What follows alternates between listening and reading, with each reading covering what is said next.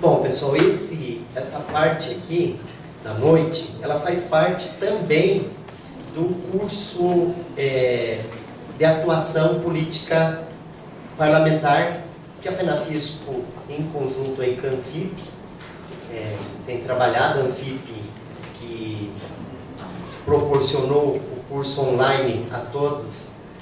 E então esse evento, essa parte é uma realização da Anfip, que é a Associação Nacional dos Auditores Fiscais da Receita Federal do Brasil, da FENAFISCO e da Fundação Anfip de Estudos Tributários e da Seguridade Social.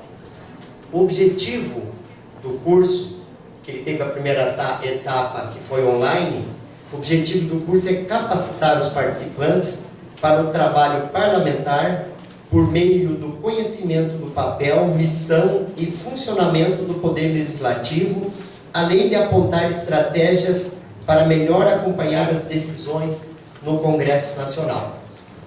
Essa etapa presencial, na verdade, ela visa proporcionar maior troca de experiência entre os participantes e a possibilidade de colocar em prática o trabalho que será aí realizado durante muitos e muitos anos dentro do Congresso Nacional.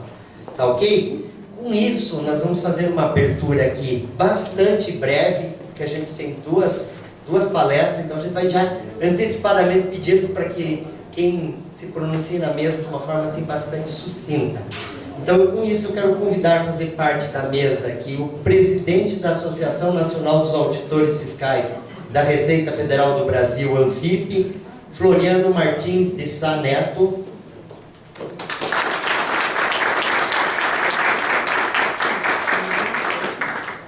O presidente da Federação Nacional do Fisco Estadual e Distrital, FENAFISCO, Charles Alcântara.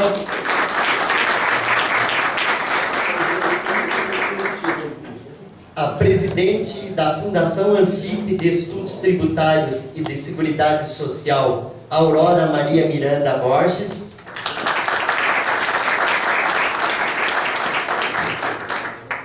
O Controlador-Geral do Estado do Rio Grande do Norte, Pedro Lopes de Araújo Neto.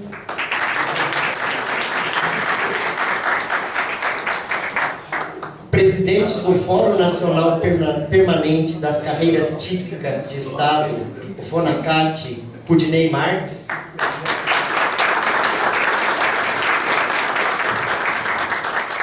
A vice-presidente de Assuntos Parlamentares da Anfip, Ilva Maria Franca Lauria. Pode se assentar.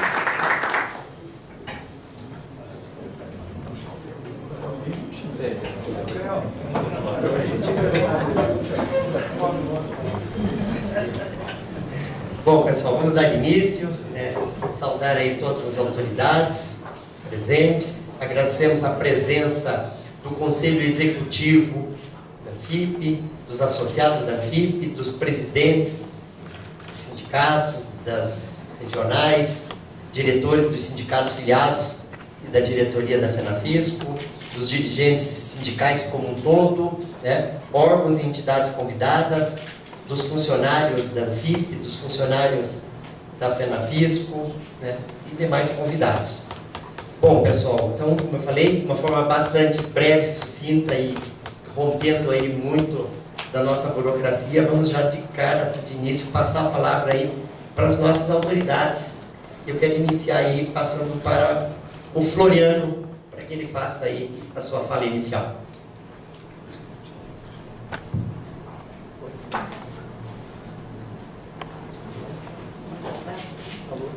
Bom, aí o Floriano está abrindo mão para que uma garota fale primeiro. Então a Aurora será a nossa grande anfitriã aí.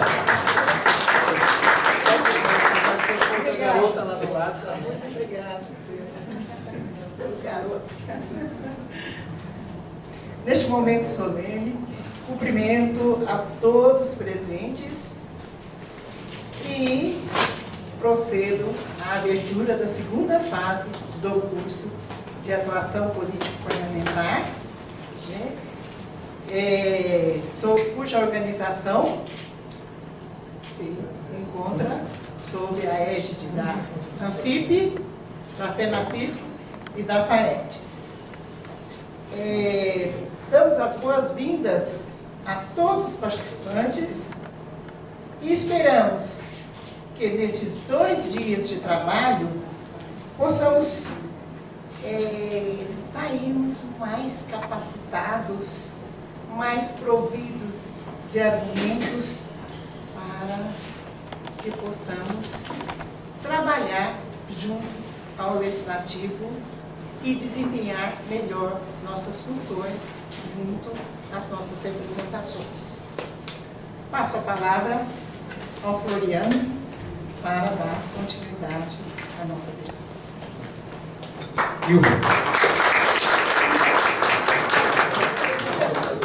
Você pegou o telefone para o telefone. Boa noite a todos, aos colegas da ANFIP, FENAFISCO e do pessoal da FAETES também, e os palestrantes. Como se diz, esse curso foi muito, tanto o virtual, ele foi muito trabalhoso, e como se diz, eu não vou ser rápido, a oportunidade que eu tenho de falar para vocês dessa abertura. Os servidores que ingressaram no serviço público antes de 2003, eles estão pagando caro por uma conta que não é nossa. A partir do final da década de 90, as várias reformas da Previdência penalizaram os servidores, que já vinham sofrendo com o processo de desconstrução de sua imagem enquanto prestadores de serviços essenciais à sociedade. Lembra quando nós fomos taxados de marajás pelo ex-presidente Fernando Collor? Desde então, a imprensa nacional tem divulgado massivamente a imagem dos servidores como aqueles que ganham altos salários e pouco produzem, e são um peso para a sociedade. As investidas contra a imagem do servidor público não param por aí. Dentro da estratégia de convencer a opinião pública sobre a necessidade de estabelecer a idade mínima para a aposentadoria na reforma da Previdência de 1998, o então presidente Fernando Henrique Cardoso chegou a classificar como vagabundos aqueles que se aposentavam antes dos 50 anos, muito embora mantivessem em suas equipes ministros aposentados voluntariamente, nessa mesma faixa etária. Na emenda constitucional 20, o servidor foi tratado de forma contábil. O interesse do governo era mantê-los por mais tempo na ativa, visando reduzir o seu período de inatividade e, consequentemente, o impacto financeiro no orçamento. No governo Lula, os direitos previdenciários dos servidores públicos foram ainda mais restringidos. A emenda constitucional 41/2003 foi elaborada sobre a égide da redução do déficit da Previdência. Suprimiu a paridade e isonomia entre ativos e aposentados.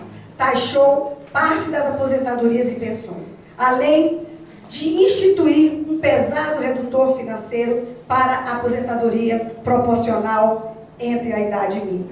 Lutamos pela derrubada da contribuição previdenciária dos aposentados e pensionistas, por meio da PEC 555/2006. Chegamos a incluí-la na Câmara para votação. Depois que passou as eleições, o Henrique Alves tirou ela e enterrou lá e sumiu com a PEC.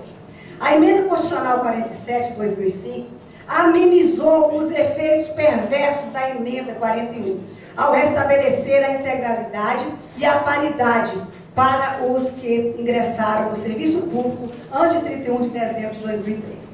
Outra vitória dos servidores públicos veio com a emenda 70 de 29 de março de 2012. Ela corrigiu um erro da emenda 41 de 2003 e garantiu proventos com base no valor da última remuneração do cargo efetivo para a aposentadoria de invalidez permanente. Além disso, determinou a revisão das aposentadorias e pensões concedidas aos servidores públicos a partir de janeiro de 2004. Está acabando, gente. Dentro dos 3 minutos, tá? Amigos e colegas, eu quis fazer esse parâmetro aí, esse histórico, para falar que nós perdemos algumas batalhas nas últimas décadas, mas travamos várias lutas, reconquistamos alguns direitos previdenciários e trabalhistas que nos foram subtraídos. Nos últimos anos, a retirada de direitos trabalhistas, a terceirização e as reformas da Previdência, né, e as minis reformas, como a MP que foi editada agora em janeiro, a 871. E agora, o que nos resta temos que nos unir e nos preparar para a batalha contra a reforma da Previdência que o governo quer e que já se comprometeu com o sistema financeiro de aprová-la a qualquer custo.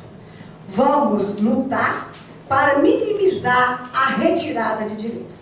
Esse curso presencial, que é o segundo módulo, tivemos o curso virtual, né, de atuação político-parlamentar, é um preparo inicial para fazermos um bom combate.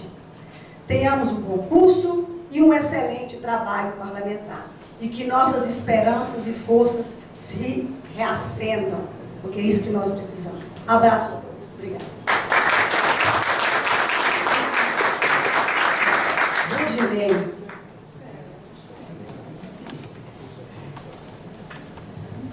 Bom, pessoal, de forma bastante informal, os dois anfitriões aqui, pelo menos para dar uma fala inicial de abertura, né?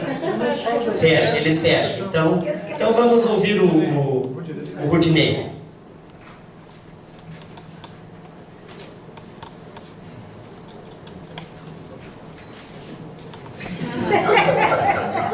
Pensando que eu vou sintetizar em 3 minutos.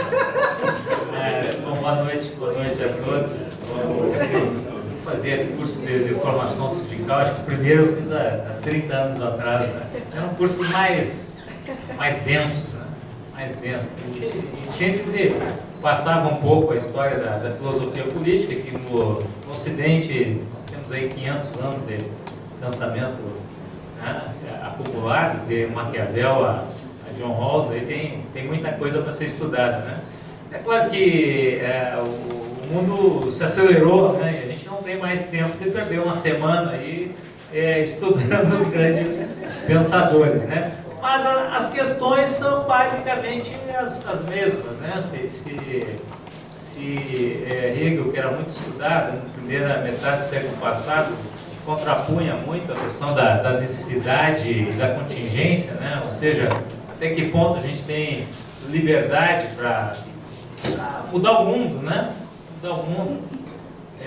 Ou nós estamos proibidos pelas contingências da vida e só nos resta seguir o passo, né, e o caminho batido que todos seguem, né?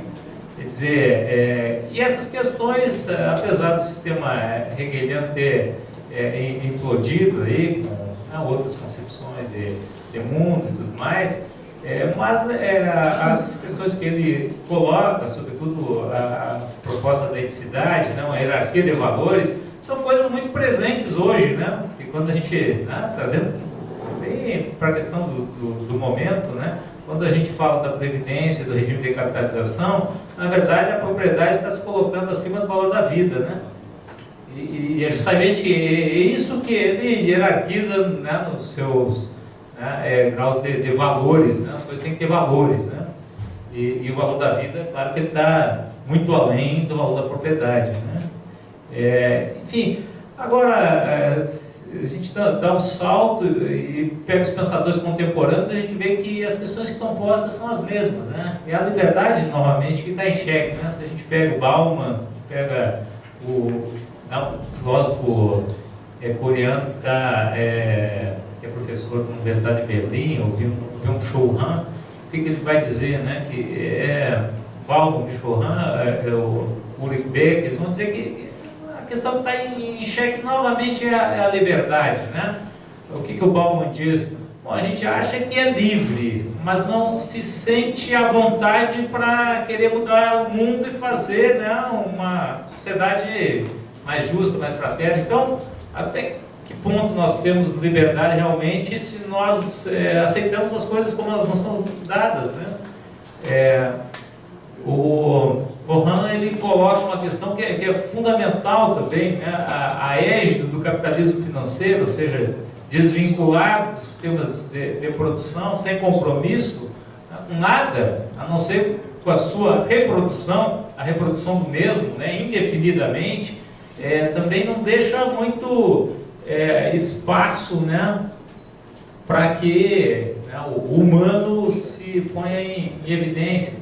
Enfim, nós precisamos parar em determinado momento e pensar o que está acontecendo no mundo, né? Porque se nós conjugarmos, né, o capitalismo financeiro com a instantaneidade digital, é óbvio que nós caminhamos para um novo colapso, né, do sistema. É óbvio, porque a acumulação se dá muito rapidamente, sem um lastro na realidade. Então, isso leva inevitavelmente a crises como nós estamos, me parece, à beira de uma grande crise mundial do capitalismo, né?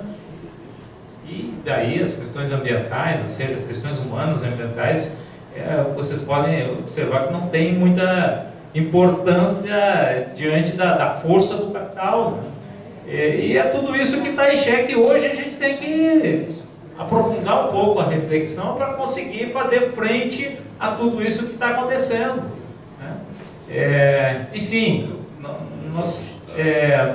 acho que espaços como esse são importantes para que a gente pare um pouco, né? Pare um pouco no ritmo acelerado das coisas e consiga refletir, né, com um pouco mais de profundidade para onde nós estamos indo, não só aqui no Brasil, né? O Brasil acaba sendo um reflexo do macrocosmos, que é o mundo todo onde esse processo se desenrola.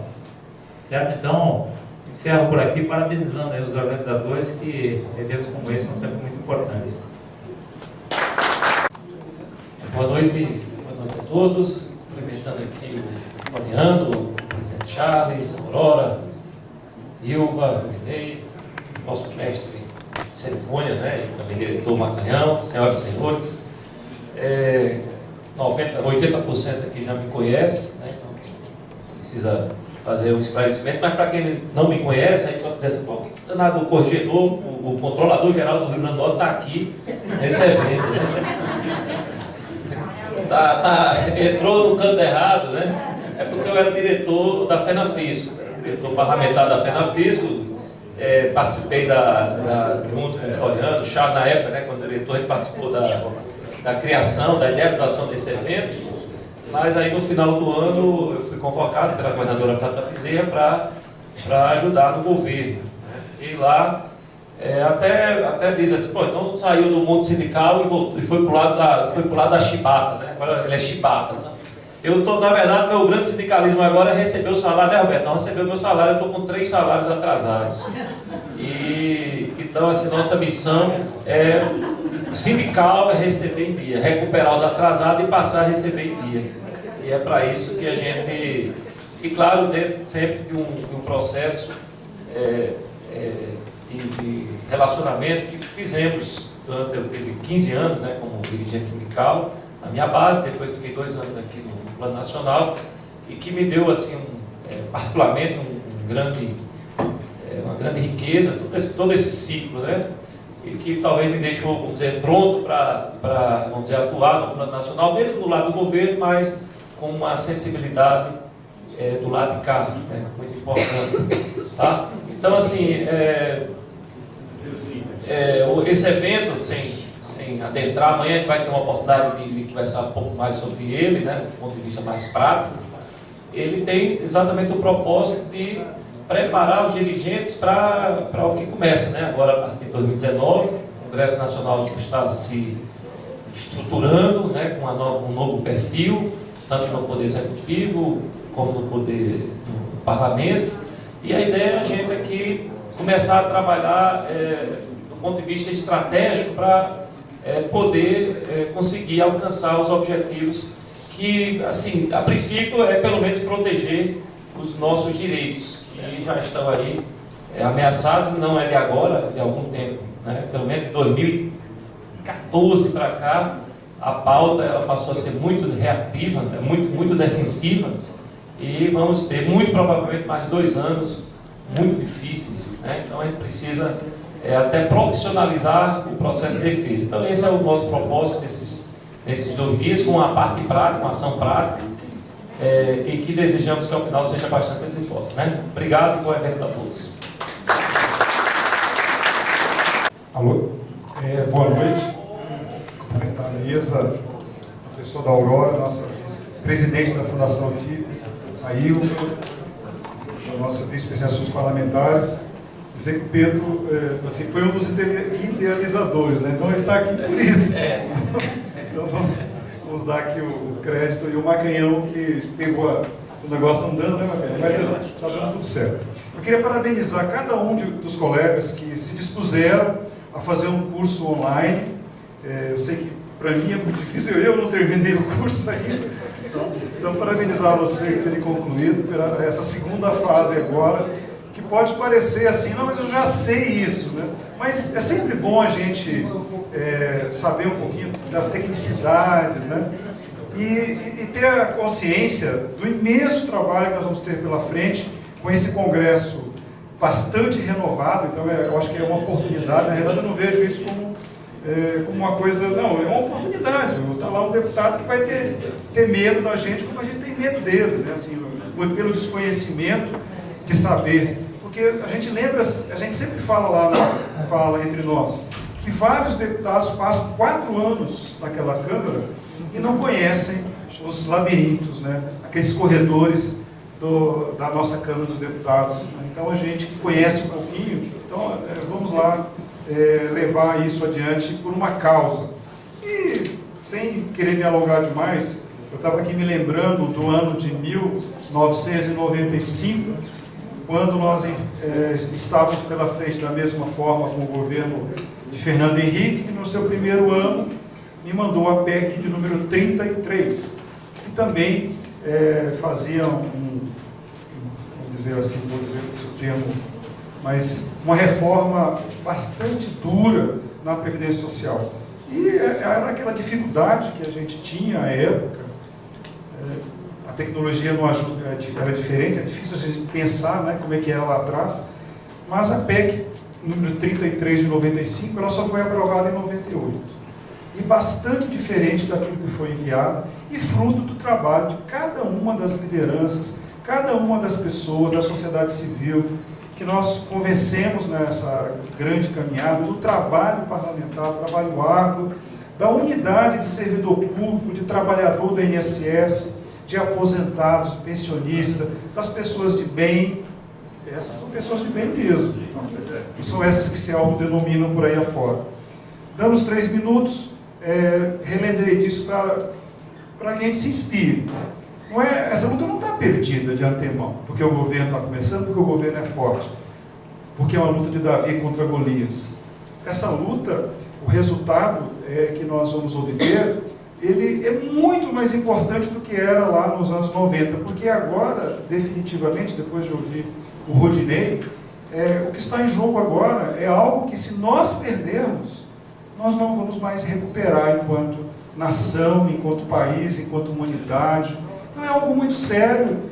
São os nossos filhos, são os nossos netos que terão ou não um futuro de proteção do Estado Social que foi pensado em 88. Então, em homenagem a tantos que ficaram lá para trás, a tantos que lutaram para conseguir aprovar a Constituição Cidadã de 1988, é que a gente vai fazer o bom combate de procurar cada um desses deputados, cada um desses senadores, na sua base, com todo o respeito, mas com a pressãozinha popular que a gente vai conseguir organizar para que eles saibam que estão mexendo com os direitos, não só dos servidores. Eles vão nos atacar, a gente já está acostumado. Mas o que está em jogo, a nossa situação vamos dizer assim, dentre aqueles que vão sofrer com a reforma que se anuncia, é a mais confortável. É o cidadão comum, o cidadão que trabalha, o cidadão do campo, o benefício de prestação continuada. Esses sim estão ameaçados e a maioria nem sabe. Então a gente que sabe, vamos travar esse combate nessas trincheiras onde elas se coloquem, seja aqui na Câmara dos Deputados, no Senado, depois, seja nos estados, onde a gente conta com a participação de cada um de vocês. Parabéns por terem feito o curso e vamos em frente, que eu tenho muita esperança de que a luta não está perdida de antemão, não. Nós vamos lutar e vamos conseguir que seja aprovado um texto justo, um texto que siga na linha. Nós temos uma previdência, queremos ela pública, queremos ela acessível, queremos ela forte, e que não sejamos nós a pagar as contas dos sonegadores e dos fraudadores. Era isso. Parabéns a todos e vamos em frente.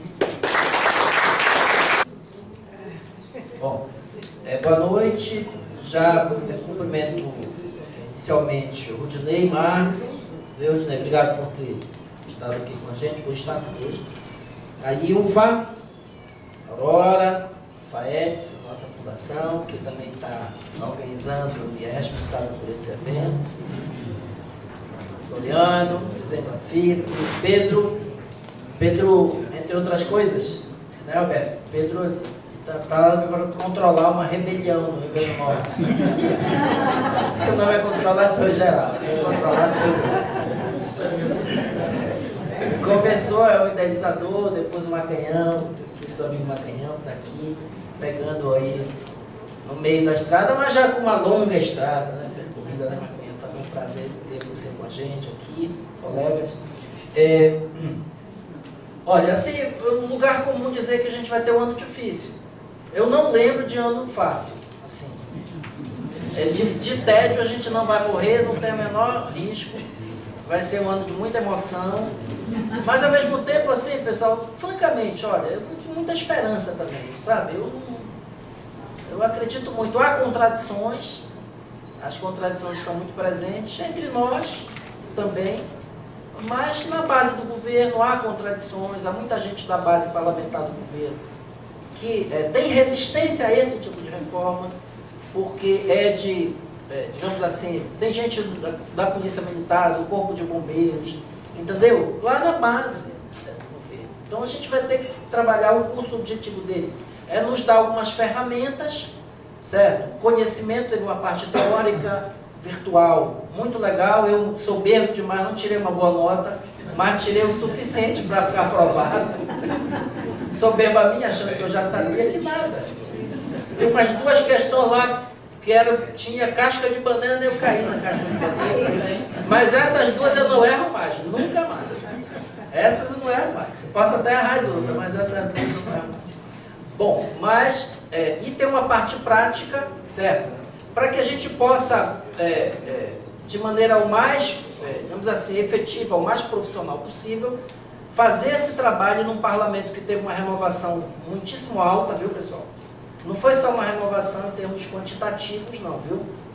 Tem uma mudança, assim, muito grande. Eu não vou aqui qualificar a mudança, tá? Não é o caso.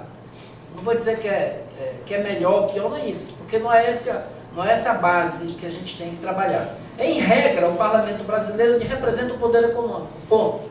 Para mim, essa é a melhor maneira de analisar. Majoritariamente, o nosso Congresso, não é de agora, representa o poder econômico, porque poder econômico no Brasil é quem elege, certo? Então essa a realidade, ela não é nesse particular muito diferente das realidades que a gente enfrentou em outros momentos, tá certo? Enfim, mas é o nosso desafio. O Floriano falou uma coisa muito importante, que é a nossa responsabilidade, pessoal, para muito além do nosso umbigo, sabe? Eu acho que nós temos uma responsabilidade como agentes públicos com o país. A gente tem que se preocupar com a reforma como um todo, porque a gente não vai existir um país bom para a gente e ruim para o resto. Não existe esse país que é bom para a gente vive numa ilha e todo o resto aí, na miséria, num país desigual, não tem como ser feliz assim, entendeu?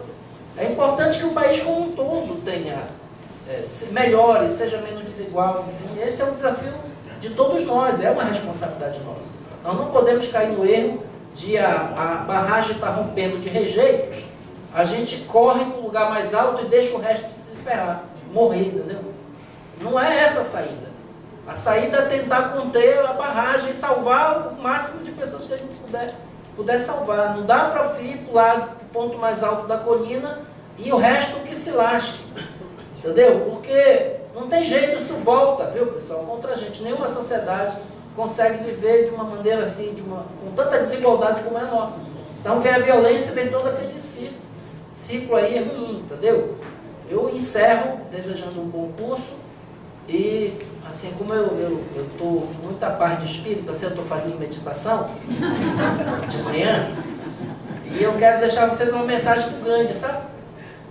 O Gandhi disse que a nossa recompensa é uma das lições do Gandhi. A nossa recompensa, ela está muito mais no esforço do que no resultado. Entendeu? Há recompensa no esforço, independentemente do resultado. Entendeu? Mesmo que o resultado não seja tão maravilhoso, tão fantástico, mas só o fato de você lutar e se esforçar muito, já existe uma recompensa. Eu acho que é esse esforço que a gente deve aí para nossas categorias e para o nosso país. Boa noite, bom trabalho.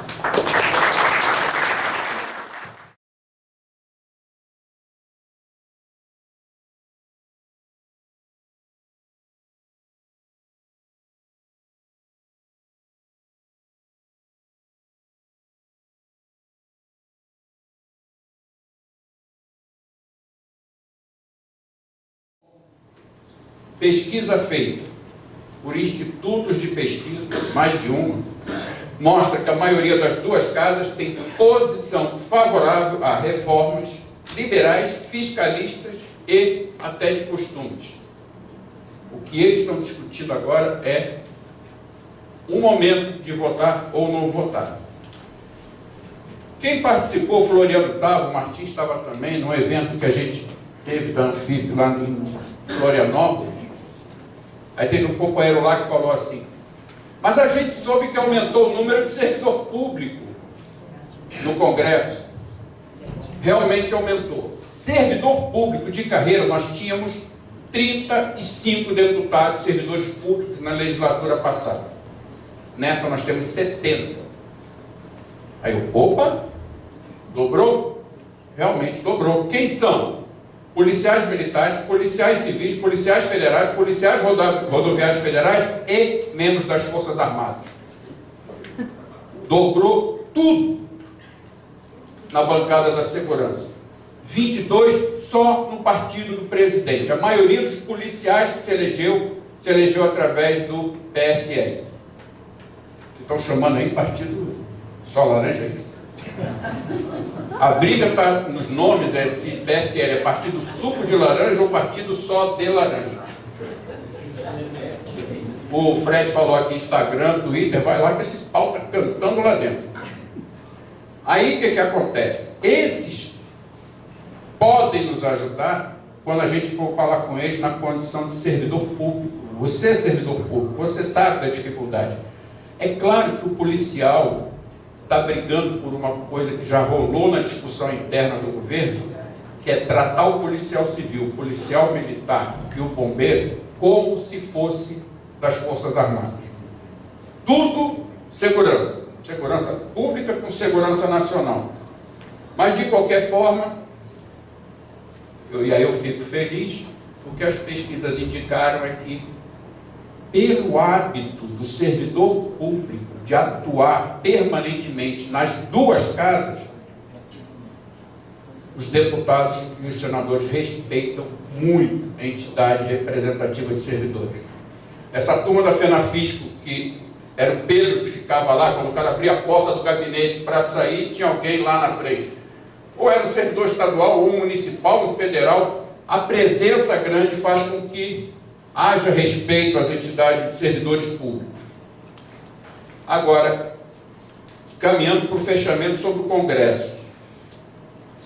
Pauta prioritária dos parlamentares, a reforma da Previdência. E aí, não por acaso, não foi porque tinha curiosidade, mas sim porque tem muito interesse, o Banco BTG Pactual encomendou uma pesquisa independente de partido político. 86% é favorável à reforma da Previdência. 86% dos deputados. Agora, estamos perdidos? Não. Por quê? Eu acho que a Previdência tem que ter uma reforma, mas não é a que o presidente está para entregar. Eu acho que tem que ter uma idade mínima diferente do que ele está propondo, o pedágio tem que ser diferente, a transição tem que ser diferente, temos que respeitar as especificidades, porque Nós não podemos tratar tudo. Brasil, a regra é uma só. Não, o Brasil do Norte é diferente do Nordeste, que é diferente do Sul. Então, de uma forma ou de outra, dá para a gente conversar com bastante deputado, com uma certa tranquilidade, mas tendo claro que ele aceita a reforma da Previdência, mesmo que não seja aquela que o presidente da República está encaminhando. Agora, algumas observações que são interessantes. Por exemplo, os líderes dos partidos que se dizem possivelmente ser base do governo, porque nenhum deles bate no peito e diz que é, eles estão reclamando porque o governo não conversa com líder partidário. Está conversando com parlamentares, com frentes parlamentares, com grupos de interesse, mas não conversa com partido político. É isso que esse governo tem feito atualmente. Resultado: o grau de incerteza é tão grande que a orientação das instituições financeiras internacionais é de tirar o pé do acelerador enquanto não começar a reforma da Previdência. Os investidores estrangeiros que viriam para o Brasil estão em passo lento, estão quase em compasso de espera, porque eles não sentem segurança na negociação do governo com os parlamentares. Aí, mais uma vez, a presença das entidades de servidores no Congresso é fundamental.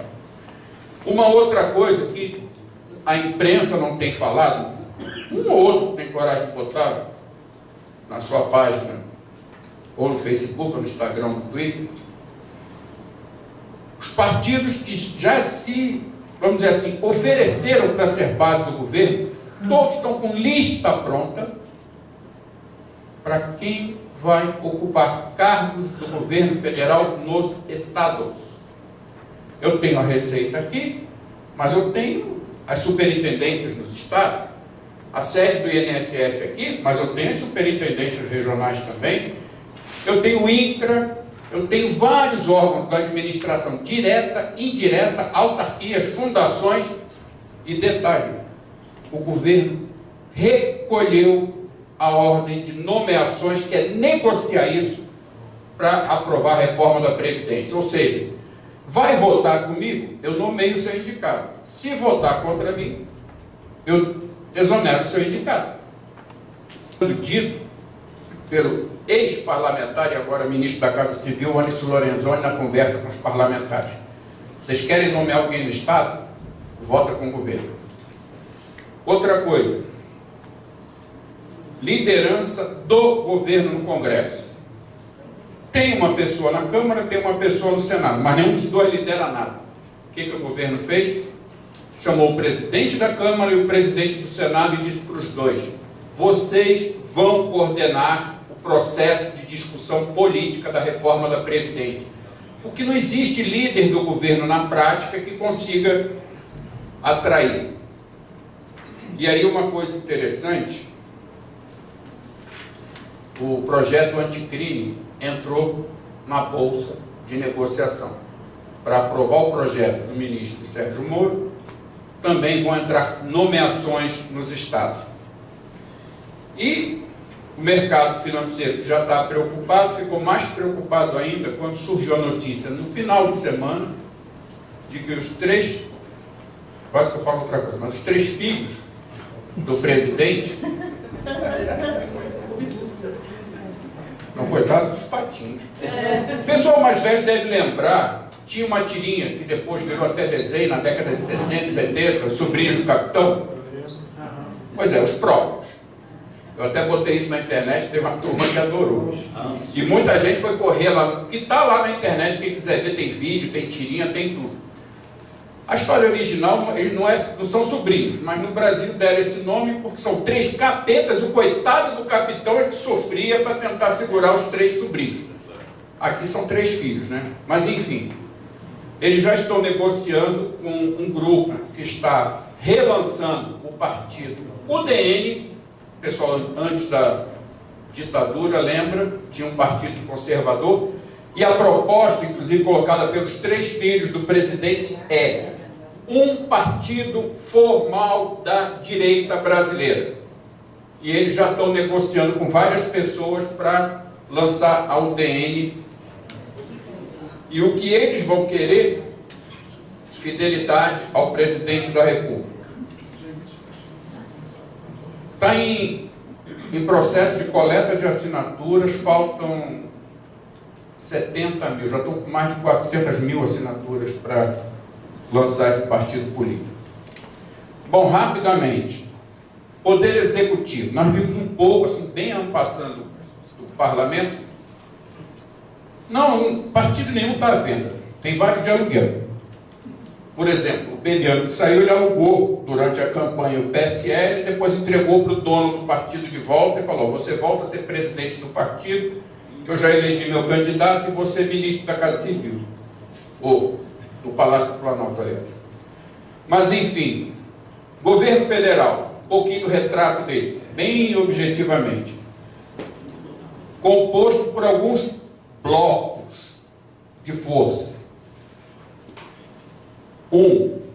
Bloco econômico, extremamente forte, olhar liberal, liderado pelo Paulo Guedes, que transformou quase meia dúzia de ministérios num só.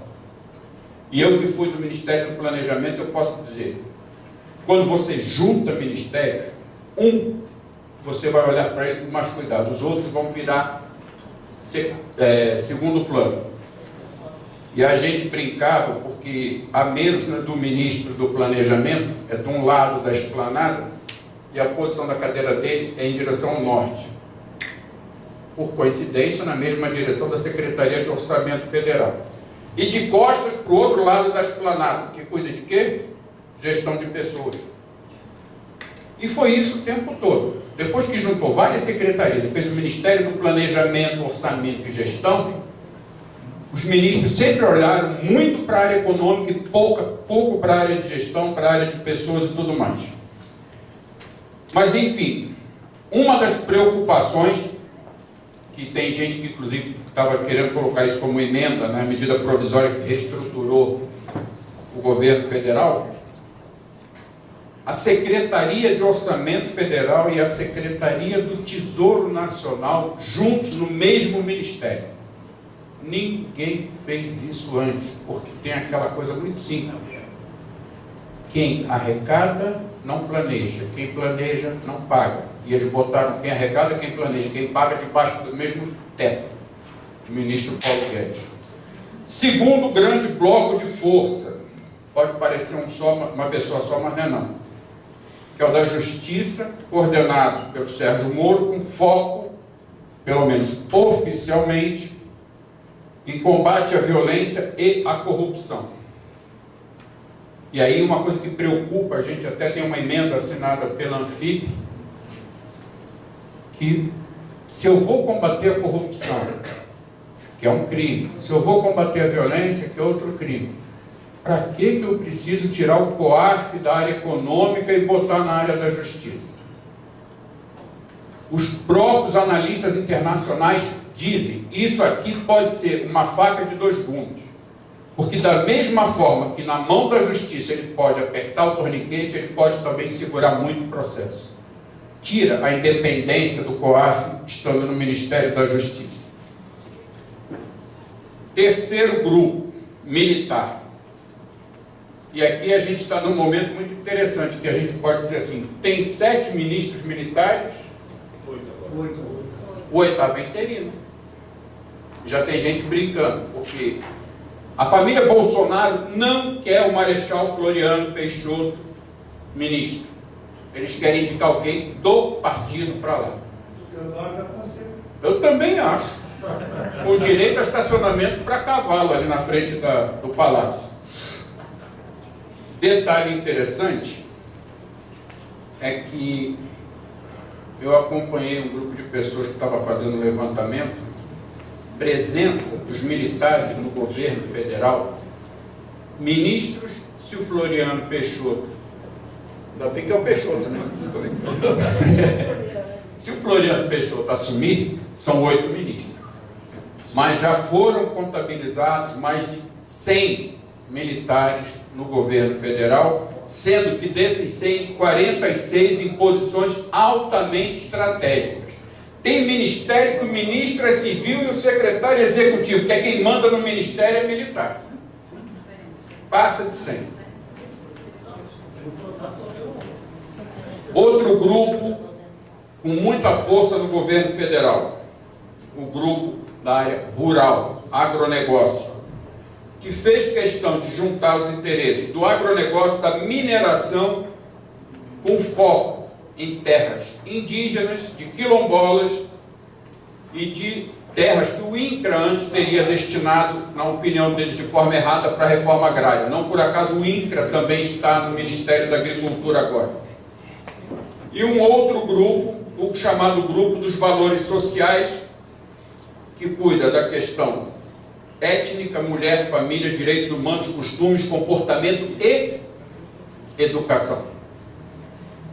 Educação, vocês sabem, né? Aquele cara que disse que nós somos canibais. Ele fala que brasileiro é canibal, que é para livrar a cara dele, que é colombiano. Por fim, esses grupos não se conversam, não se comunicam, não traçam estratégias juntos. Prova disso: o Ministério da Economia resolveu facilitar a vida dos produtores de leites internacionais e ia aliviar a tributação. O Ministério da Agricultura entrou com os 2 pés no peito. Aqui na minha área você não mexe. Aí ele aliviou de um lado e pegou no torniquete do outro lado.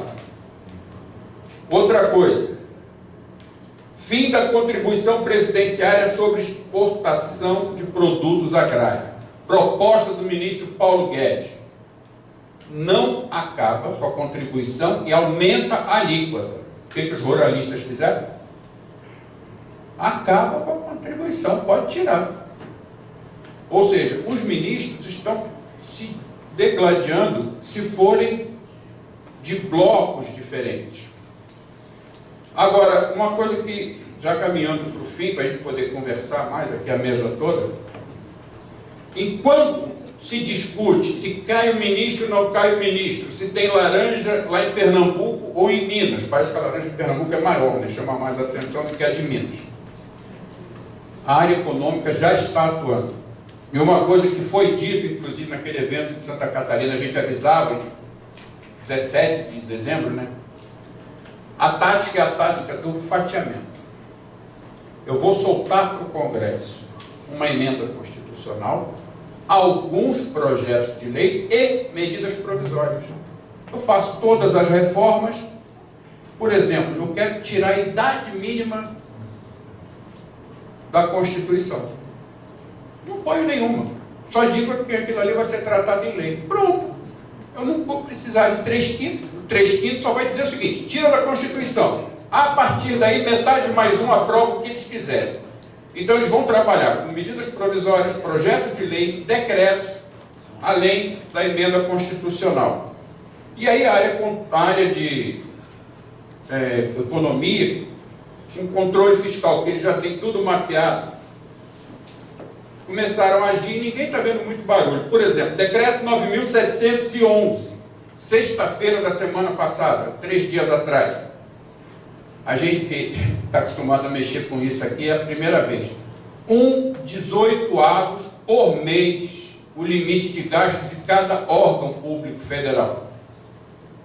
Antigamente, eu falo antigamente até o ano passado, se o orçamento da União não estivesse aprovado até o finalzinho do ano, no início do ano seguinte, cada órgão podia gastar 1/12. Agora é 1/18 até abril e com orçamento já aprovado. Não é porque não tem orçamento, é ordem. Até abril, certo? Suspensão de todos os concursos públicos na área federal e apresentar pela Secretaria de Gestão proposta de redução de mais 21.000 cargos, comissionados e funções. E nenhum concurso público. Aprofundar os estudos com o objetivo de redução da força de trabalho no governo federal. Deve lembrar, no final do ano passado, tinha um pacote Temer para servidores públicos. O Rodinei lembra bem disso. Eu não posso rebaixar salário de ninguém, mas Se o piso da tua carreira é 10 mil reais, eu faço o seguinte, a partir do próximo concurso, seja lá quando ele for, o piso é 5. Para o nível médio, o piso é 2. Ah, a tabela era uma escadinha com 10 degraus, não tem problema, agora são 30 degraus. E você só vai poder pedir aposentadoria quando chegar lá no final. Ou seja, estão readequando o pacote do Temer para servidor público.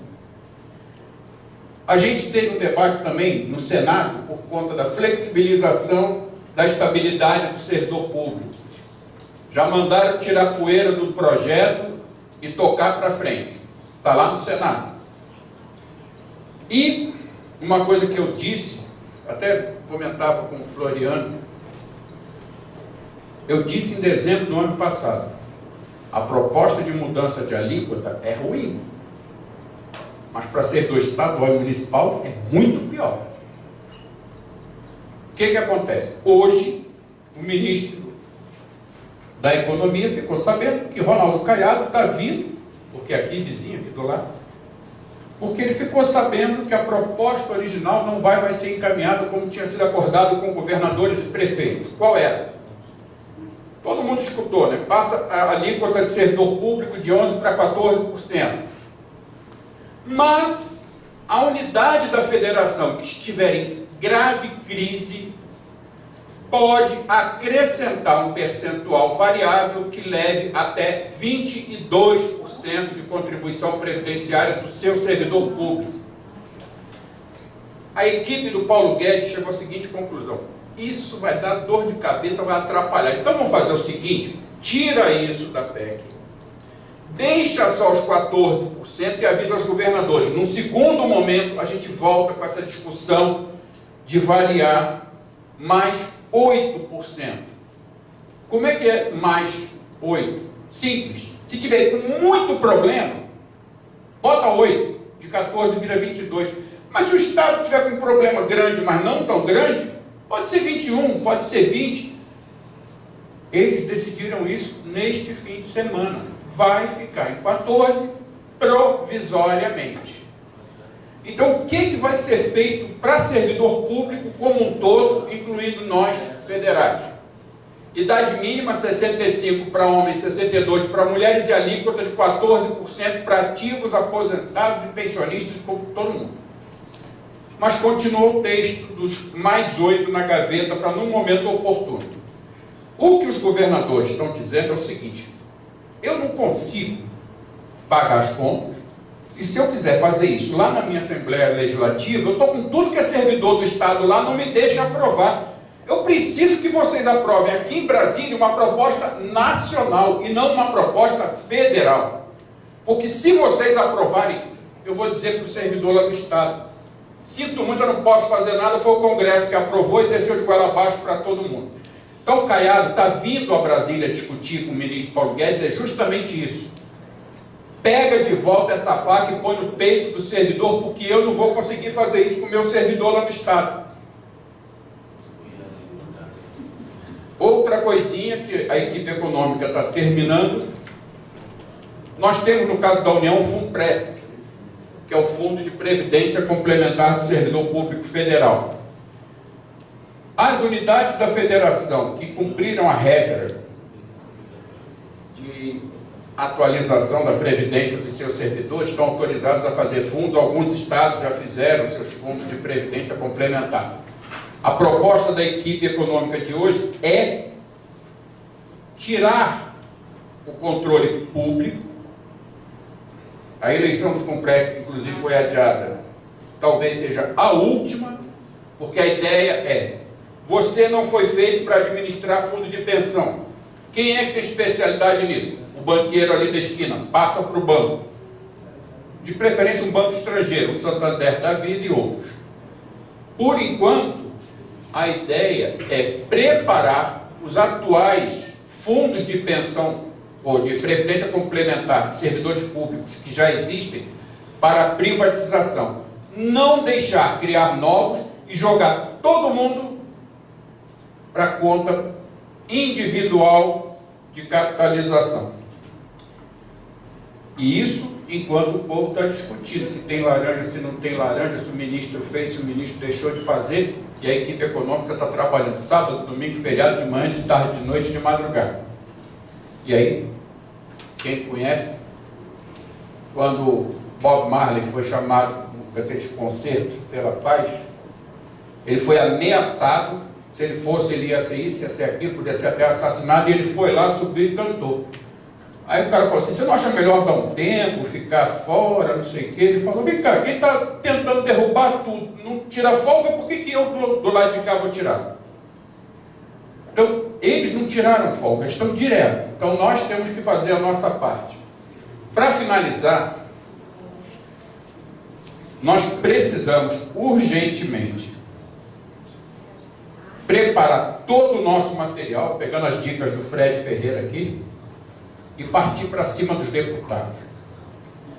Não vamos perder muito tempo em tentar juntar grandes bancadas aqui no Congresso. Nós vamos nos gabinetes conversar com os deputados, independente do cidadão ser líder ou não, mas ele tem alguma liderança da atuação dele. Ele não tem um cargo de líder, mas ele é uma pessoa respeitada ou no partido, ou numa bancada temática.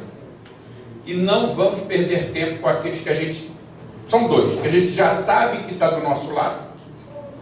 E não vamos perder tempo com aqueles que a gente sabe que nunca vão parar para ouvir a gente. Nós temos que mapear os que estão entre esses dois extremos, porque aquele que está comigo, eu não vou lá, eu vou falar para o cara o quê? O que ele concorda só para ouvir aplauso? Então tapinha nas costas, parabéns. Esse não precisa, não vou perder tempo com ele. O outro que está lá no extremo, que diz que é contra de qualquer jeito, também não vou perder tempo com ele. Agora, entre os dois tem muita gente, tanto na Câmara quanto no Senado. Essa turma que diz que depende de negociação, tudo bem, ele não vai ser candidato daqui a menos de 3 anos e meio. Mas ele vai apoiar no ano que vem a escolha de indicados do seu partido para vereador e para prefeito. E além disso, nós temos que fazer um trabalho muito consolidado na base dessas pessoas. Vocês amanhã vão para o Congresso, aquilo ali é uma cachaça, quem entra não sai, né, Pedro? Mas, enfim, vão conversar com os deputados, vão se apresentar aos deputados, e uma coisa, claro, o Fred não tinha que falar porque não é a área dele. Não gaguejem na frente dos parlamentares, mostrem firmeza no que vocês têm para falar. Não façam discursos ideológicos, porque a maioria, por mais que concorde, não gosta.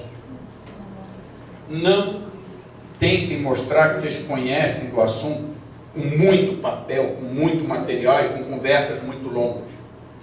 Objetivo firme para mostrar que conhece e mostrar para ele que lá na base dele você está acompanhando o trabalho dele. De preferência pegar, claro, alguém para falar com o deputado que seja do estado dele.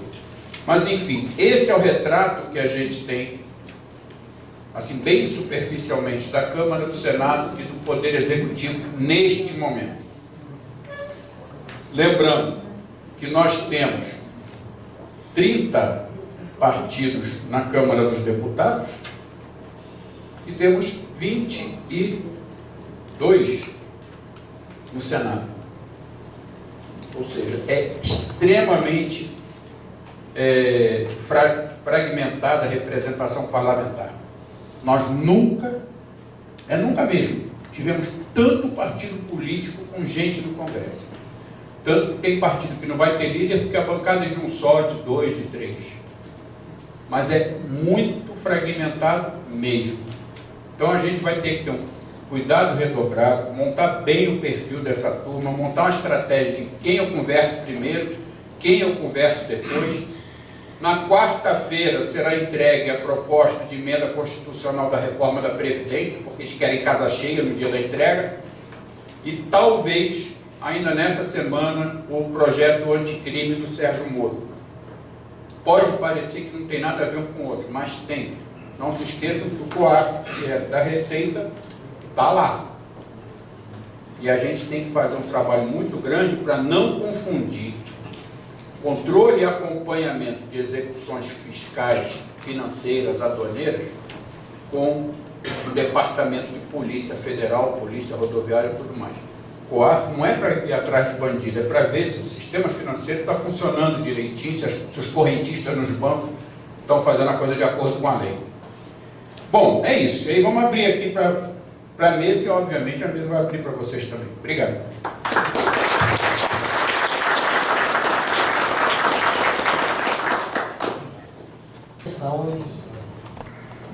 Deixar vocês abatidos, por favor. O propósito do curso não era a nossa intenção. Olha só, vamos combinar uma coisa. Sindicalista é assim, né? São 21 horas e 20 minutos. Pergunto, qual é o nosso teto aqui? Porque assim, é legal quando a coisa termina e todo mundo ainda aqui, certo? Não adianta a gente achar que vai ficar até 11 horas aqui conversando, não é? Então assim, dá pra gente levar mais meia hora? Dá? Mais meia hora? Pode ser? Acho que uns 20 minutos, porque o pessoal... Ok, porque aí eu passo assim, o que é que a gente vai fazer? A gente pode abrir aqui para a mesa, eu até abro mão da minha, tá? Para favorecer aqui a participação. Se alguém da mesa, o Rudinei, eu acho que é bom fazer alguma provocação, algum comentário e tal. Abre para o plenário, ok? 2 minutos para quem quiser, tá? Fazer alguma consideração, uma pergunta, uma indagação. Aí a gente volta para o Vladimir para fazer as considerações finais, responder se eventualmente houver alguma pergunta. Pode ser assim? Deixa eu dar uma sugestão. Sim, claro. Amanhã, assim, como o tempo está curto, eu acho que a gente poderia aproveitar vocês três para fazer o debate. Aí amanhã a gente vai ter um espaço aqui, aí a gente continua, todo mundo assistiu esse evento, e amanhã a gente faz um estudo aqui entre a gente mesmo, desse aprofundamento. Aí a gente vai ter mais tempo amanhã para trabalhar aqui o público, né? Então a gente fica escutando, você sugeria o público ficar escutando vocês aqui, e amanhã a gente fazia um aprofundamento dentro da base aqui mesmo, porque realmente é muito pouco tempo para... E é um assunto muito instigante, eu acho que o tema do Vladimir aí... Como é que está a programação de manhã? Como é que está a sua Não, a gente vai fazer uma organização parlamentar para fins da atividade à noite, mas a gente pode tirar 1 hora. Marcou que horas amanhã? 9 horas. 9 horas. 9 horas. Aonde? Aqui.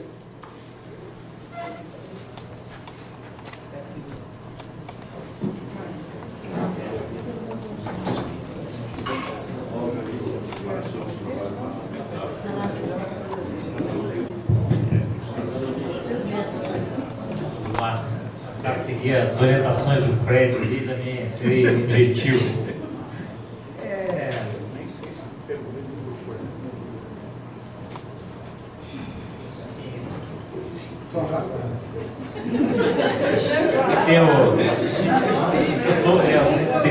Mas é bom que o pessoal fique atento, né? É bom que o pessoal fique atento. Eu sou um leitor dos clássicos aí, dos épicos clássicos aí da humanidade do Oriente e do Ocidente, e é interessante que tanto Ilíada e Odisseia como o Mahabharata, na Índia, eles são ambientados no conflito, né? A guerra é o pano de fundo, né? Parece dos grandes ensinamentos da humanidade, né? E eu acho que isso tem uma razão, né? Tem uma razão de ser, porque é no conflito que a gente se define, né? E nesse sentido, se a gente olha o nosso passado recente, assim, nós vencemos praticamente todas as lutas do governo, né? Vencemos em 2008, tivemos uma negociação, um pouco truncada com o governo Lula, mas foi a maior negociação da história aí, dos setores federais. Em 2012, no auge do governo Dilma, Dilma saiu com a história de sangue azul, conseguimos derrotar Dilma e pelo menos empatar com a inflação. Depois veio o Temer, nós tivemos vitórias sucessivas sobre o Temer, e eu não diria que foi só o efeito JBS que nos fez vencer uma PEC que agora vai para o lixo, né? 2017 vai para o lixo, vamos mandar outra, né? Teve o efeito JBS, mas se não tivesse havido uma mobilização incrível que nós fizemos, nós construímos essa mobilização, não foram as grandes centrais sindicais, foram nós mesmos, né? Se não fôssemos nós, é possível que o projeto tivesse ido à votação, né? Vencemos em várias outras circunstâncias. Agora, em 2015, tivemos uma negociação, começou com a Dilma, o governo tentou por 2 vezes, com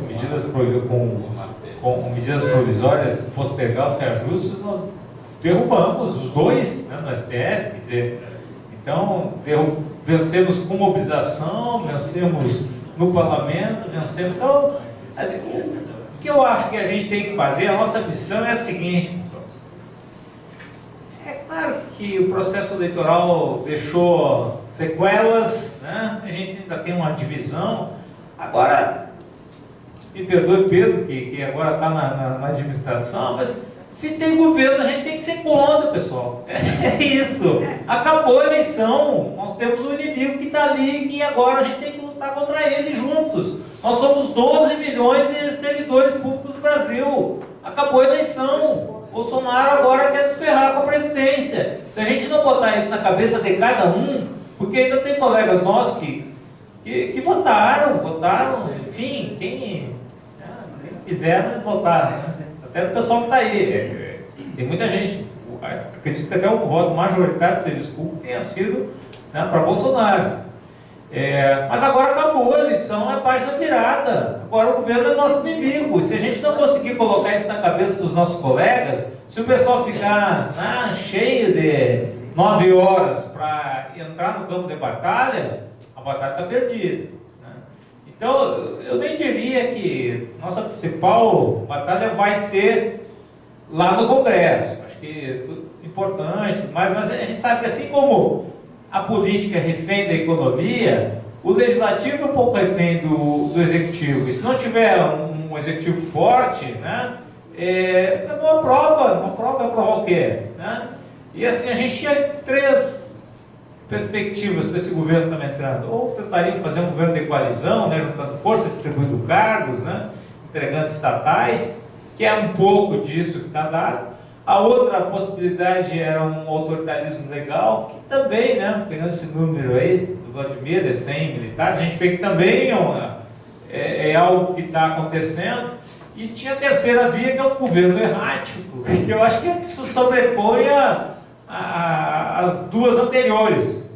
Um governo errático, um governo em boa medida, de ineptos. A gente olha esse ministro da Educação, né, uma outra senhora que nem convém mencionar o nome aqui, mas é o governo mais despreparado que a gente enfrentou nesses últimos 10 anos, pessoal. Então, assim, nós não vamos derrotar esse projeto que está vindo aí. Assim, ó, eu vou dizer uma coisa para vocês: se nós não derrotarmos os projetos, eu encerro a minha vida sindical no ano que vem. Encerro, vamos embora, porque o que depende, né? O que nós precisamos para derrotar esse projeto? É mobilizar o nosso pessoal. Agora, se nós não conseguirmos mobilizar o nosso pessoal, o que nós estamos fazendo aqui? Somos liderança de quem? Então, acho que é isso. Acho que a gente tem que sair com essa missão. Tentar colocar o servidor público no fronte de batalha. Mostrar as perdas que ele vai ter. O pessoal diz 65, 62. Não é 65, 62. Não é... Quem entrou naquele período ali, para pegar um exemplo, de 2004 a 2013, já tem cálculos do IPEA com o Senado que mostram que a taxa de reposição ela cai até 50%. Mas agora, pela proposta que vazou, para ele levar 100% da média, ele tem que ficar 40 anos. E a média de ingresso do serviço público é 30. Então, a gente já está começando em 70. Se ele quiser sair com 100% da média, que equivale a 50% da remuneração final. Se não, o ponto de partida chega a ser 30% da remuneração final. E se a gente colocar aí 8% a mais da Previdência, nós vamos colocar 22%. Aí eu pergunto para vocês, quem é que pode aposentar prescindindo de 70 e tantos por cento da remuneração final? Ninguém. Ninguém com essa crise do emprego que a gente vive hoje, que os filhos e netos já não trabalham, dependem de alguém que tenha uma renda fixa, ninguém mais sai e vão trabalhar até a compulsória aos 75, é isso que está dado.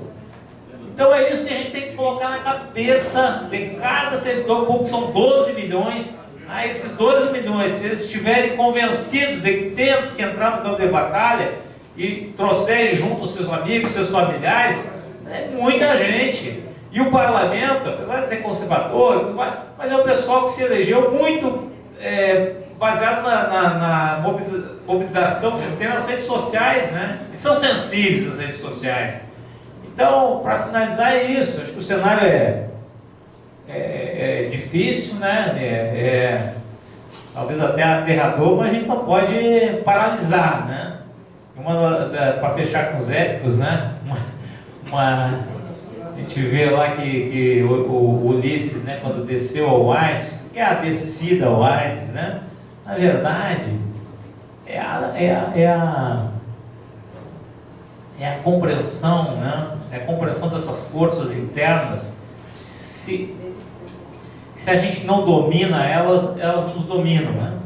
Então acho que é isso. A gente tem que descer. Acho que a gente está num período de descer, ó, no fundo do poço aí para voltar, mas a gente tem que voltar com garra, com determinação, com ânimo de luta. Se for assim, nós vamos vencer. Floriano. Vamos lá. Eu estava aqui pensando o cenário pintado pelo Vladimir. Eu acho que realmente eu nunca, nesses 30 anos de Brasil, 31 anos, eu acho que eu pensei em algo tão aterrador como mais para o apocalipse, né, mesmo? Né? Pelo amor de Deus, é impressionante. Já chegaram até os caponetes. Pois é. Mas eu ainda, aí voltando agora, já que o Rodinei foi para o campo filosófico, eu vou para o campo espiritual. E eu acredito muito que a gente tem a guerra, o campo de batalha, Davi contra Golias. Eu acho que é muito isso mesmo. O governo aparenta de repente ser forte, ser unido, mas a gente tem condição de mudar o resultado final. E eu vou reforçar as palavras do Rodinei e vou dizer 2 eventos que reforçam a preocupação dele, que é a minha preocupação, que a gente não consegue nem mobilizar a gente. Quem dirá os trabalhadores, quem dirá a sociedade. Nós tivemos, né, Rodinei, agora, já os colegas jovens, colegas atuantes, que estão no FUNPRESP, que tem que olhar, porque a previdência do FUNPRESP é essa, que você tem que ver o dinheiro, tem que olhar o mercado, tem que se preocupar, porque é individual. É isso. Nós não temos um coletivo para dividir o risco previdenciário. Tivemos eleição para cargos importantes, que a legislação, a Constituição, garantiu a participação dos beneficiários, não só em colocar o dinheiro, mas em ter lá um conselho de administração e um conselho fiscal. 60 e quantos mil beneficiários do FUNPRESP? 75 mil. Então, a eleição no primeiro turno precisava de 10%. Não teve nem 5%. Agora, no segundo turno, eu não sei nem o resultado. Não deu 6%. 6%. E eu nem sei quem ganhou, não foi a chapa 3. Chapa 3 que ganhou, quer dizer, a chapa apoiada pelo Fonacat perdeu a eleição. É isso. Não ganhamos. A chapa que foi oficialmente articulada não ganhou. Então me preocupa a pouca participação, ou seja, isso demonstra claramente que o pessoal está nem aí.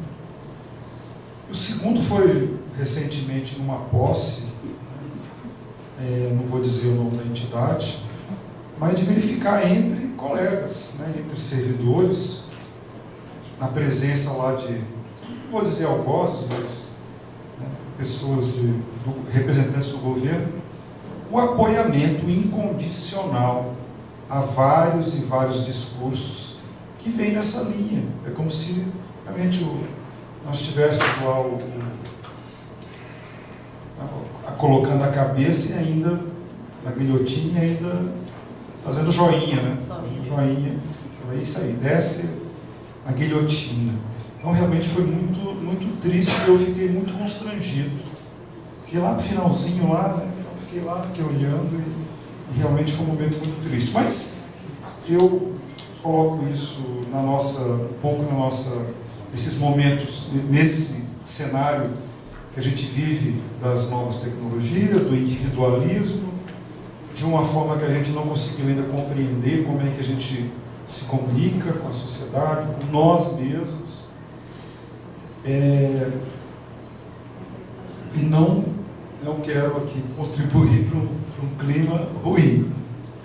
Eu acho que a gente tem sim condição de chegar a cada um desses parlamentares, fazer um trabalho organizado, atuar nessas ditas redes sociais, já que são tão importantes, que elegeram grande parte dos deputados, senadores e o presidente da República, fazer a nossa parte. Então era isso, comentar aqui, foi rápido comentário. A gente sai preocupado. Eu acho que meus cabelos continuam revoltados, que eles estão indo embora. Os dois já se rebelaram e foram embora faz tempo. Mas que esse espírito de rebeldia que a gente consiga traduzir em ações práticas, né? Principalmente nesse toque que o Rodinei tão bem deu aqui agora, entre nós mesmos. Se não for para a gente conseguir, tem alguma coisa errada, viu, Charles? A gente não está conseguindo, viu, Aurora? O que está acontecendo? Então nós estamos no lugar errado, nós estamos no país errado, nós estamos totalmente errados. O que nós estamos fazendo aqui? Então eu acho que as lideranças, vocês aqui são lideranças, a gente tem que fazer essa reflexão de uma maneira muito rápida. É isso mesmo, ó, as eleições acabaram, não me interessa em quem você votou, me interessa que tem um monte de gente aqui querendo o meu filho, querendo tirar o meu direito, o meu sustento, a minha tranquilidade, comprometer o futuro do meu país, o futuro dos meus filhos, dos meus netos. Porque, pessoal, é só ladeira abaixo. Toda vez que se tira alguma coisa da Constituição, não volta atrás. Male, nós conseguimos reverter a emenda 40 na 47. 41 na 47. Mas muito, numa situação muito... Assim, eu não vi. E ainda o autor, né, o senador Paulo Paim, sendo crucificado durante os anos de tramitação da emenda 47. Então é isso, o recado é um recado muito duro, tem que falar realmente, a gente tem que sair daqui e chegar para cada um, bater nas costas assim, perguntar, e aí, meu amigo, o que nós vamos fazer? A bola está contigo, a bola está com cada um de nós. É isso que a gente espera e realmente precisava ter essa parte presencial para que a gente volte para as nossas bases, que é onde haverá a continuidade do campo de batalha aqui em Brasília, mas terça a quinta é Brasília, segunda, sábado, domingo, sexta, sábado, domingo, segunda, o cara está lá na terra dele. E lá onde ele está mais à vontade, às vezes ele está até de chinelo, né? Está no comércio. Mas tem gente aqui que está de chinelo. Então era isso, é isso aí, tem que aproveitar o carnaval, né? Os blocos, né? Manifestação popular. Era isso. Floriano, olha só, gente, saiu um levantamento do Congresso em Foco, agora, né? Agora, de hoje, final da tarde. Para complementar essas informações ricas aí trazidas pelo Vladimir, olha, os 20 mais ricos do Congresso são 9 senadores e 11 deputados. Os 20 mais ricos, eles concentram mais de 50%, né,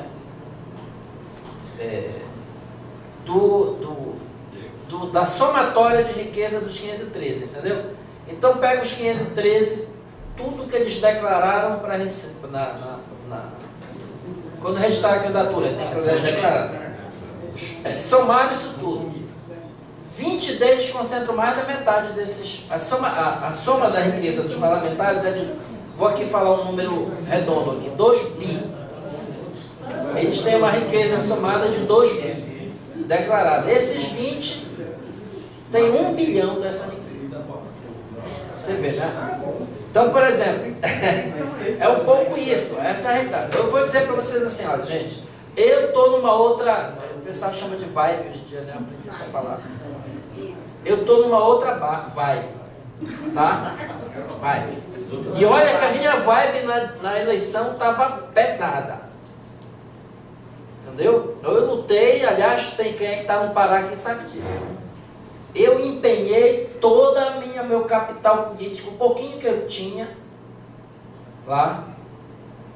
Caetano sabe, né? Empenhei meu capital político todo na eleição, porque para mim tinha muita coisa em jogo, que tem a ver com a minha história, a visão que eu tenho de mundo.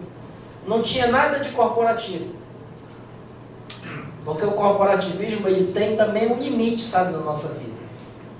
Se a gente ficar com a visão apenas corporativa, a gente não consegue ver o país, sabe? Se cada categoria só se preocupar com os seus interesses, o país está ferrado. Está ferrado. Entendeu? Então não tem que ter gente que se preocupe com todo. Mesmo que para a minha categoria possa não ser tão bom assim. Eu não faço campanha lá no sindicato, na base, eu respeito o território. Tem um colega nosso que é candidato, eu respeitei o território. O meu candidato eu não botei lá dentro.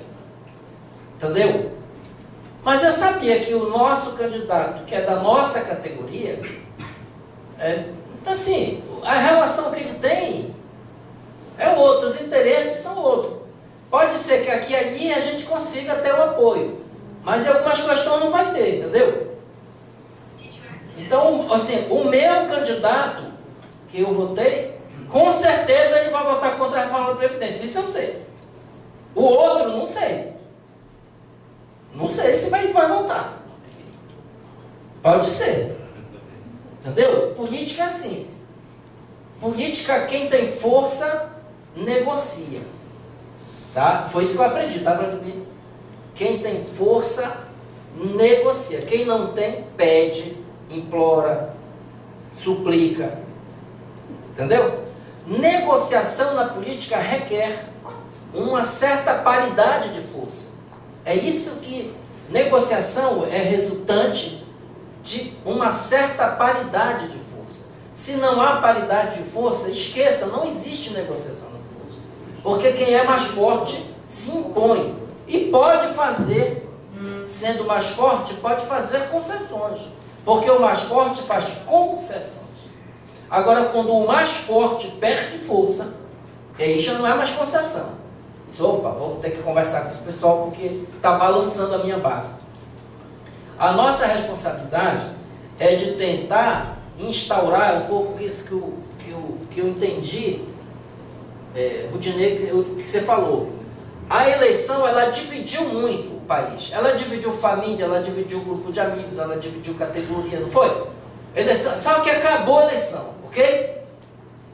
Acabou a eleição.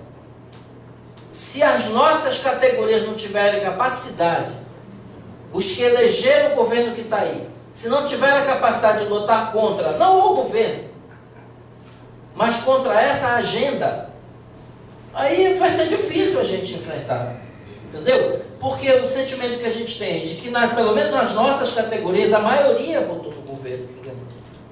Esse é o sentimento que eu tenho, a maioria. Quanto é dessa maioria, não sei. E dependendo também do estado, entendeu? Porque tem estado que essa maioria não foi, a maioria não votou nesse governo.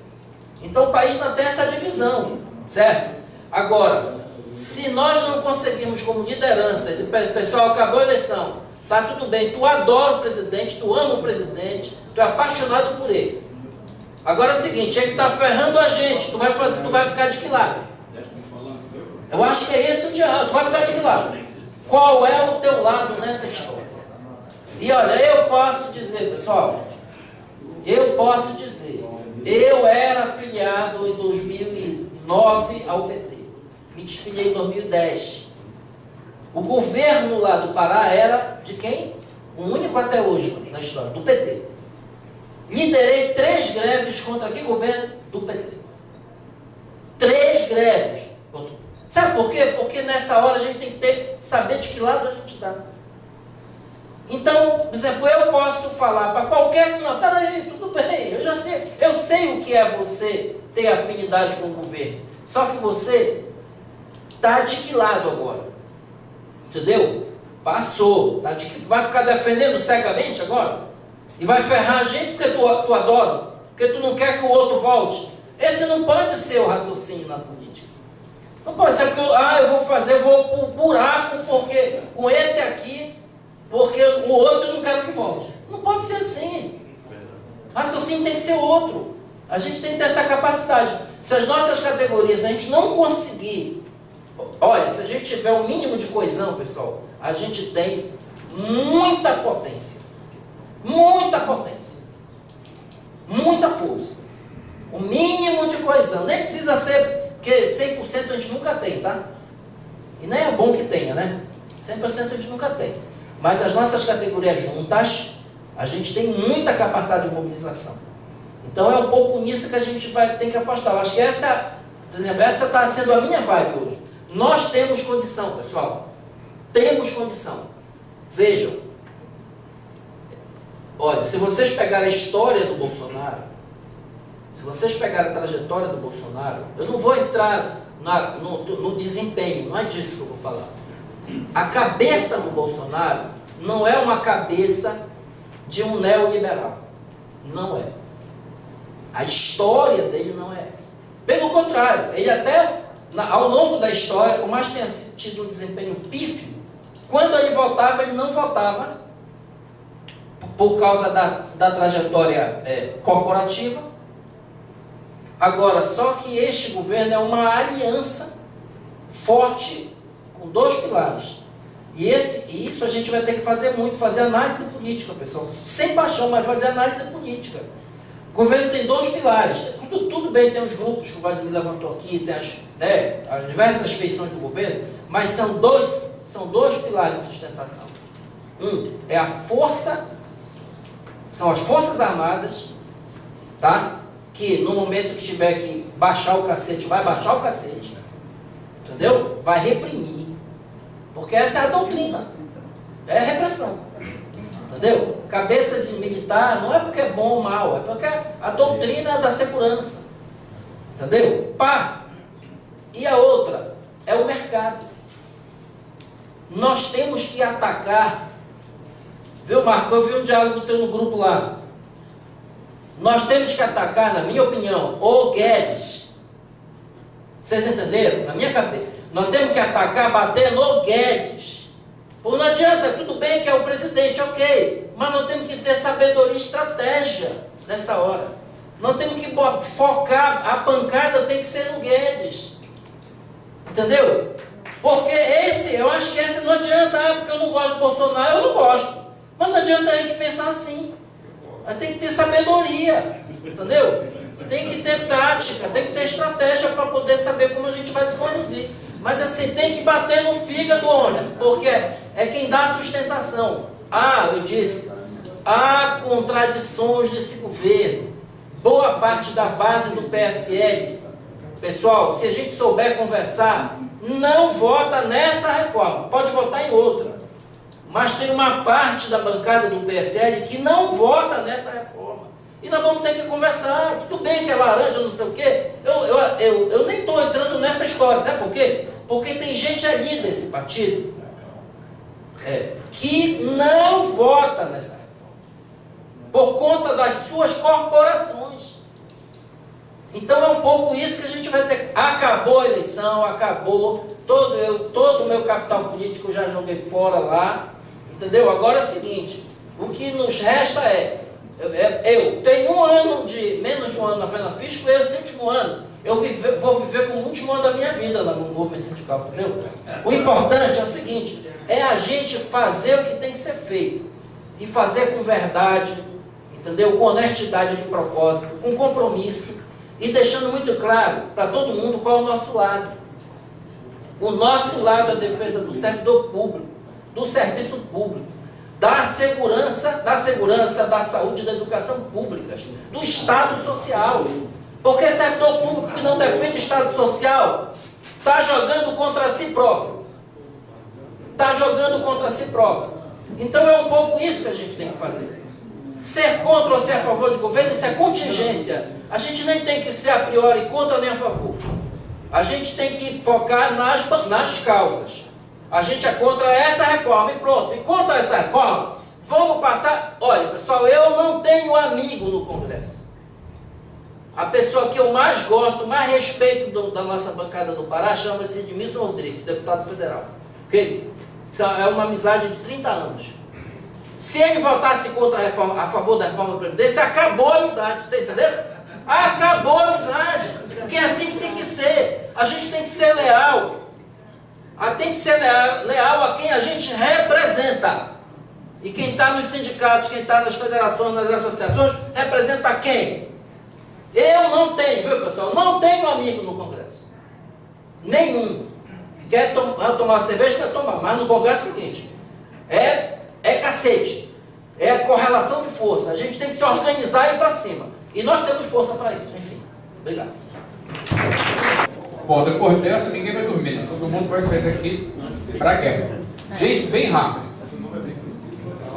Esse retrato que eu mostrei para vocês da Câmara, do Senado, do Poder Executivo, mostra uma coisa em comum nos três. Nenhum deles é unido. O governo não é unido. Como eu falei, eu citei 5 grandes grupos, eles não se conversam. E nós temos que explorar a contradição interna do governo. No parlamento, a mesma coisa. O Charles falou aqui do PSL, 22 eleitos pelo PSL vieram do serviço público. São PMs, policiais civis, bombeiros. Essas pessoas não votam contra servidor público, até porque eu disse isso na minha explanação.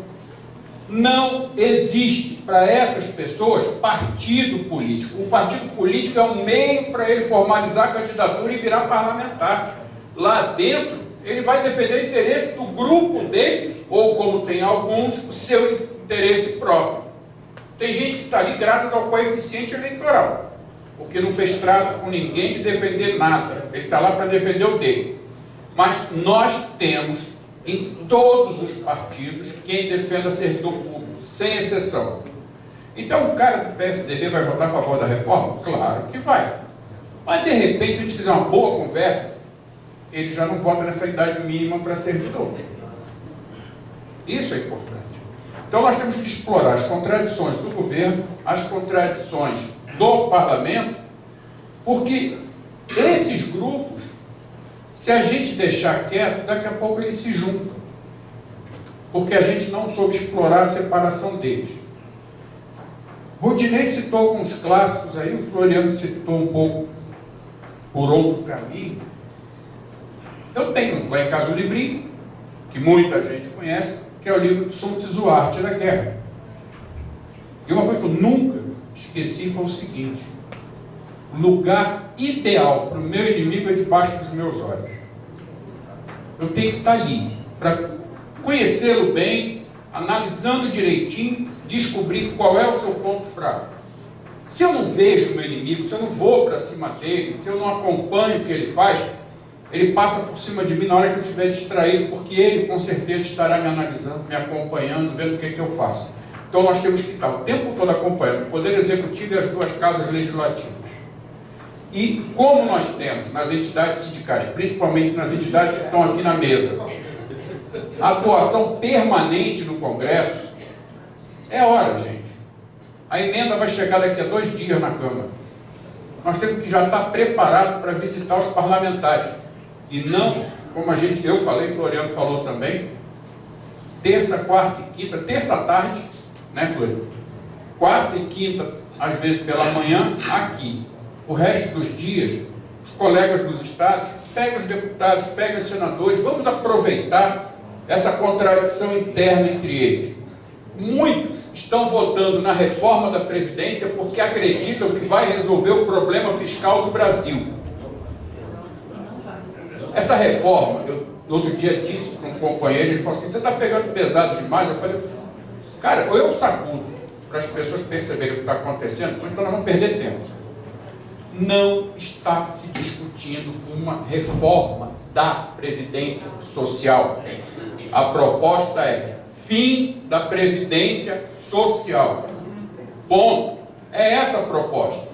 Quem cumprir pedágio, quem passar pela transição, quem está aí, quem não está, não vai ver mais uma previdência social onde todo mundo contribui para todo mundo usufruir. Não, é cada um com a sua poupancinha, acabou a previdência social. Eu, inclusive, fiz um texto que foi publicado pela Frente Parlamentar, que eu pergunto: quem vai cuidar de reabilitação profissional daquele trabalhador que se acidenta se o INSS não vai mais receber a minha contribuição, a do outro, Quem vai cuidar disso? Quem vai bancar a aposentadoria especial? Por exemplo, um radiologista que se aposenta obrigatoriamente por questão de sobrevivência com 25 anos de serviço. Quem vai cuidar da saúde dele depois de 25 anos? Plano de saúde? Não vai existir mais previdência social, vai existir planos individuais de previdência privada. Graças a essa política, da qual fazia parte, quando foi implantada no Chile, o atual ministro da Economia, porque ele estava lá na equipe econômica do governo chileno, do governo do ditador Pinochet, graças a isso, hoje, o Chile tem a mais alto índice de suicídios de pessoas acima de 70 anos na América Latina. Do México para baixo, o Chile era conhecido como o país de melhor qualidade de vida, junto com o Uruguai e, durante um tempo, a Argentina.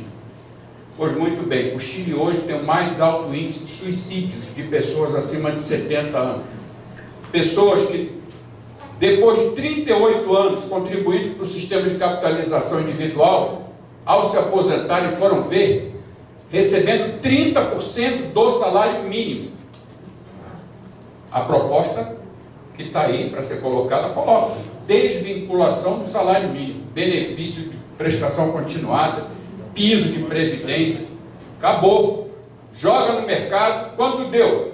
Deu para você sobreviver 10 anos.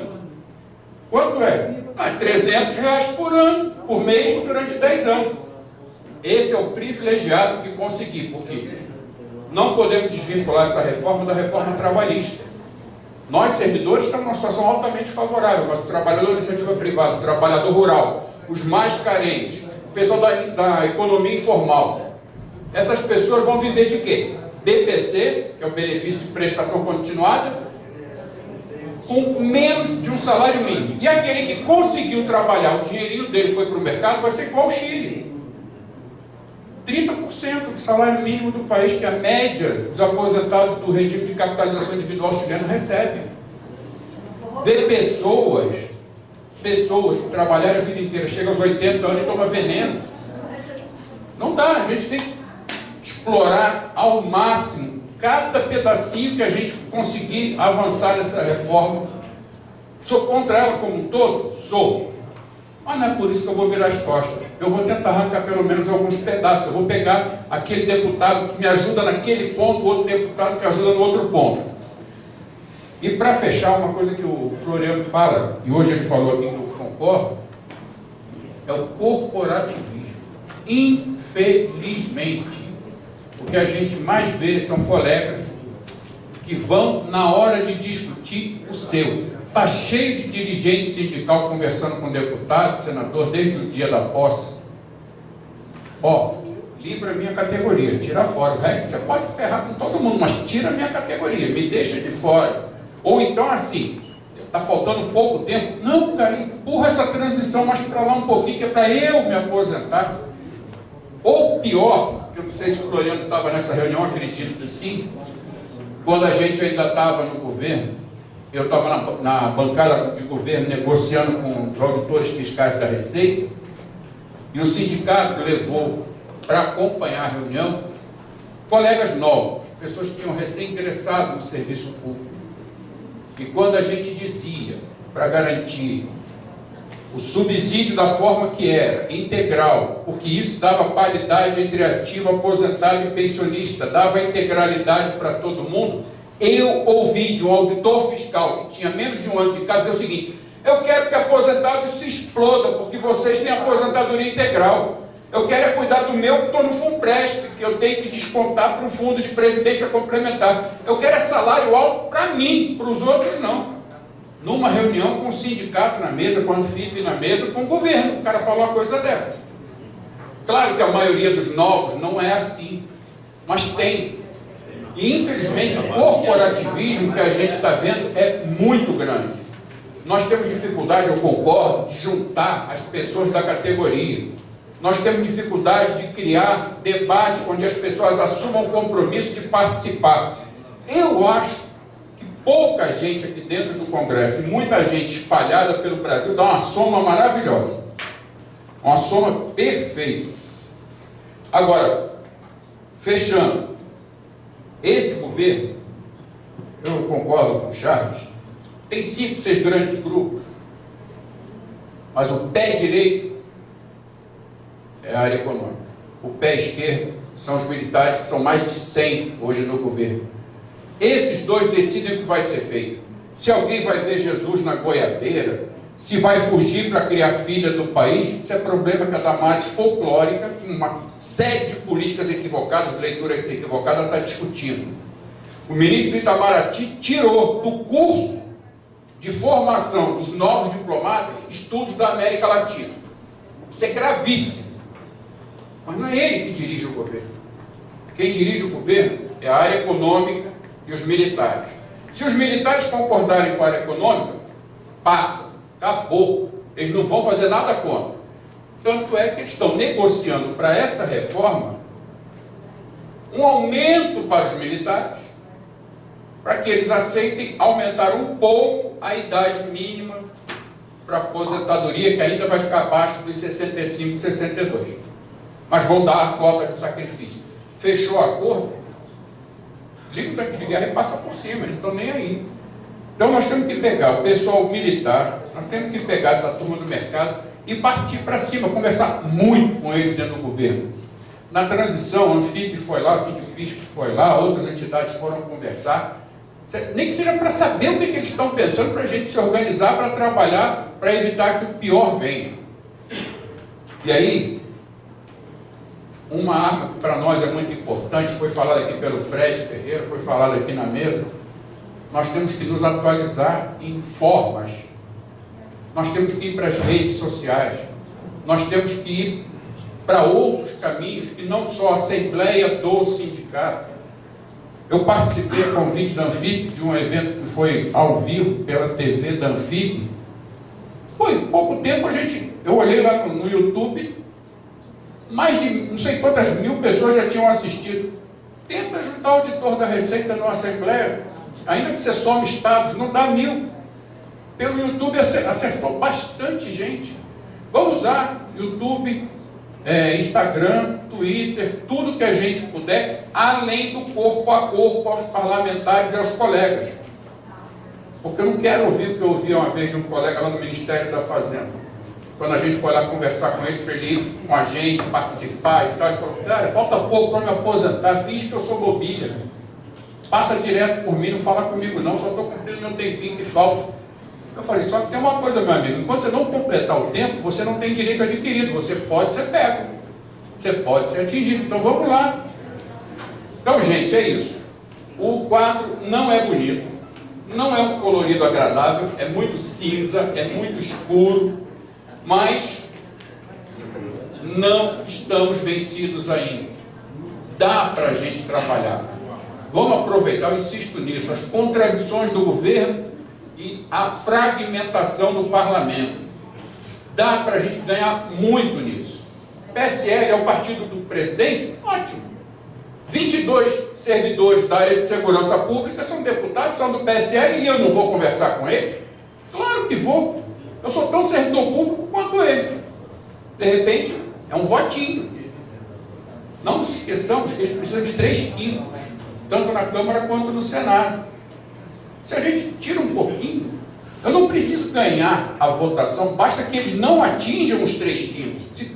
Eles ganharam por 60%, ótimo, perderam porque 60% é pouco.